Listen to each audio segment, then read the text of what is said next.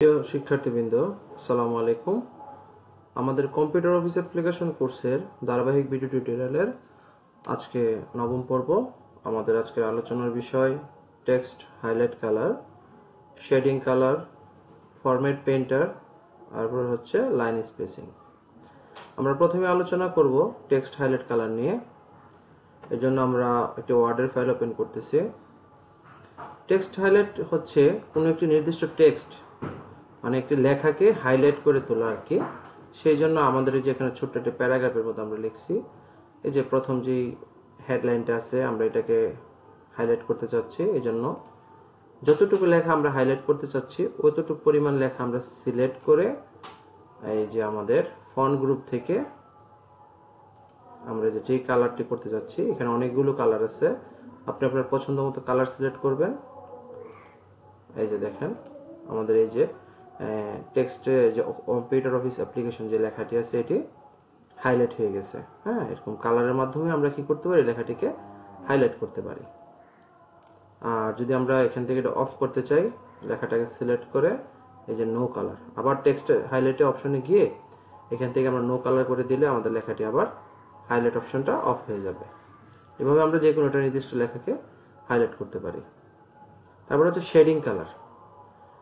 Shading colour মোটামুটি আমাদের highlight কালারের মতোই, এটা পাবো আমরা প্যারাগ্রাফ গ্রুপে, হোম ট্যাবের আন্ডারে প্যারাগ্রাফ গ্রুপে এসে আমরা এখান থেকে এই যে শেডিং কালার সেম এখানেও আমরা কালার অপশন দিব। তো কথা হচ্ছে যে হাইলাইট কালার আর শেডিং কালার মধ্যে পার্থক্যটা কি? হাইলাইট কালার হচ্ছে আপনি যতটুকু লেখা সিলেক্ট করতেছেন ওই লেখাটুকুর ব্যাকগ্রাউন্ডে শুধু কালার হচ্ছে। হ্যাঁ, যেমন আমরা প্রথমে হাইলাইট কালার করছিলাম, তো আমাদের লেখা যতটুকু ছিল, লেখার ব্যাকগ্রাউন্ড যতটুকু ছিল ততটুকু কালার হইতো।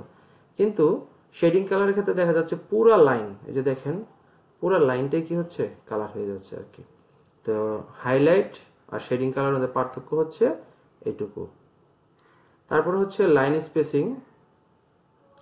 একটা লাইন থেকে যে আমাদের এই প্রথম লাইন থেকে দ্বিতীয় লাইন বা তৃতীয় লাইন, এই যে প্রত্যেকটা লাইনের যে মাঝখানে গ্যাপ, স্পেসটা আমরা চাইলে নিজের মতো করে আমরা বাড়াইতে এবং কমাইতে পারি। তো যে লাইনগুলোর আপনি স্পেস বাড়াতে বা কমাতে চাচ্ছেন সেই লাইনগুলোকে সিলেক্ট করবেন। যে আমি তিনটা লাইন লিখছিলাম, এখানে তিনটা লাইন সিলেক্ট করলাম। সিলেক্ট করার পর আমরা এই যে শেডিং কালার একটু আগে যে আমরা করছিলাম তার বাম পাশে প্যারাগ্রাফ গ্রুপের মধ্যে line space. Normally line space সবসময় দেখবেন আপনার ডিফল্ট ভাবে 1.15 দেওয়া থাকে, আপনি চাইলে এটাকে কমায় 1.0 করতে পারেন। এই যে আমি 1.0 ক্লিক করলাম, এই যে দেখেন আমাদের তিনটা লাইনের মাঝখানে যে স্পেসটা ছিল ওইটা কি হয়েছে, আরো কমে গেছে। হ্যাঁ, তাহলে দেখা যাচ্ছে সর্বনিম্ন কত আছে 1.0।